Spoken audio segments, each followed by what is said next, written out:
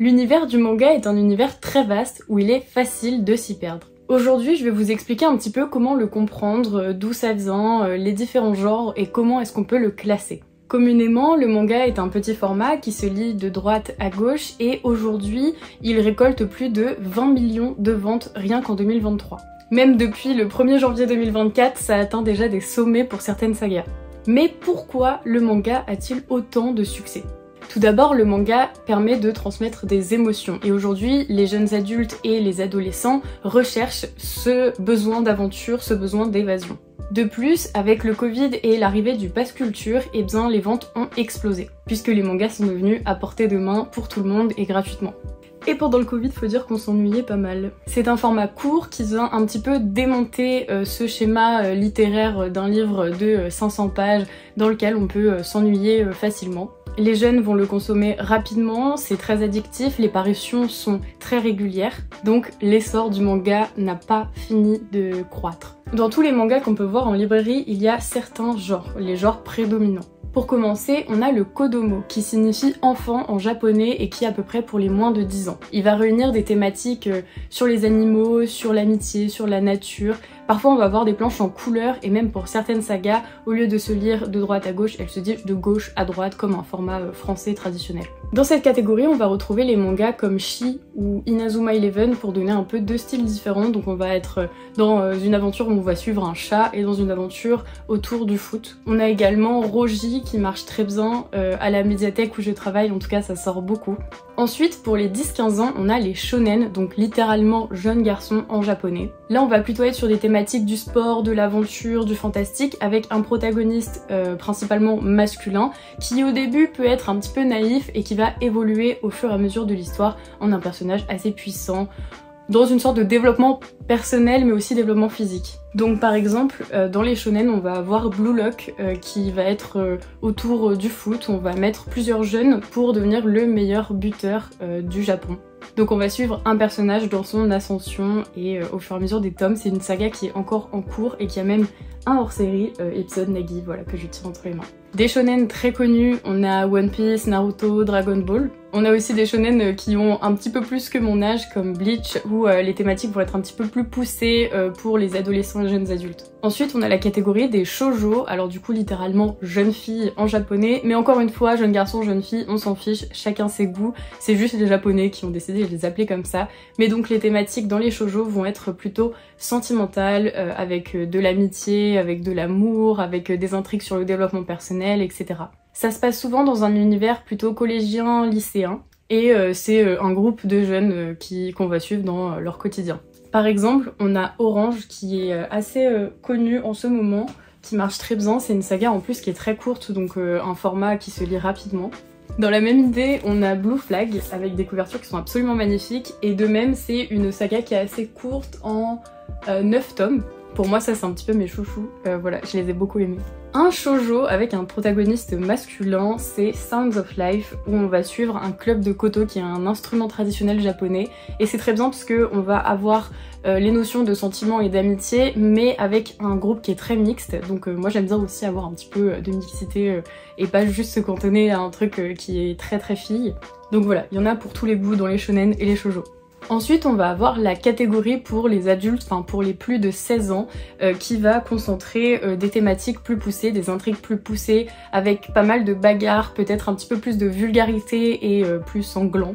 On a par exemple Chainsaw Man, alors je n'ai pas les tomes avec moi puisque c'est mon copain qui les garde, mais je vais mettre une photo qui est un seinen que j'adore. C'est assez gore, c'est pour ça qu'on le classe en seinen, même si je sais que les ados ils adorent. En fait on suit un homme tronçonneuse, c'est très compliqué à expliquer pourquoi c'est devenu un homme tronçonneuse, mais je vous jure que c'est une saga que j'adore. Pour l'instant il y a 15 tomes et je vous le recommande beaucoup. En seinen très connu également, on a l'attaque des titans, donc voilà, c'est des titans, ils vont manger les humains, donc c'est assez sanglant, donc évidemment on ne va pas mettre ça dans un public de jeunes enfants. Et on a également Berserk, donc pareil, des dessins très détaillés, des scènes un petit peu sanglantes et violentes, donc vraiment pour un public adulte. Ça c'est un peu les genres principaux, mais on a aussi pas mal de sous-genres. On a par exemple les yaoi, qui est une romance entre deux hommes. On a aussi les gekiga, je sais pas si ça se dit gekiga ou gekiga, Je sais pas trop, mais c'est ceux qui se concentrent sur les samouraïs, sur l'histoire un petit peu du Japon. Et dans cet exemple, on a par exemple le manga Vagabond. Alors il est très long, j'ai lu que le tome 1, mais je sais que c'est un petit peu ces thématiques-là. Et personnellement, c'est un sous-genre que j'aime moins parce que c'est un petit peu long, mais je sais qu'il y en a qui adorent parce que c'est très contemplatif, il y a des combats exceptionnels, voilà. Et donc encore une fois, il n'y a pas de problème pour lire des shoujo quand on est un garçon et des shonen quand on est une fille. Et c'est pareil pour les seinen, je sais qu'il y a un nom pour les seinen mais pour femmes, mais bon. Nous on veut de la mixité, donc lisez tout, peu importe votre sexe. Maintenant on va voir d'un point de vue technique comment est-ce que les mangas sont publiés en France, d'où ils viennent. Donc d'abord au Japon, ils sont publiés par chapitre, un peu comme on pouvait voir en France avec les romans il y a des années.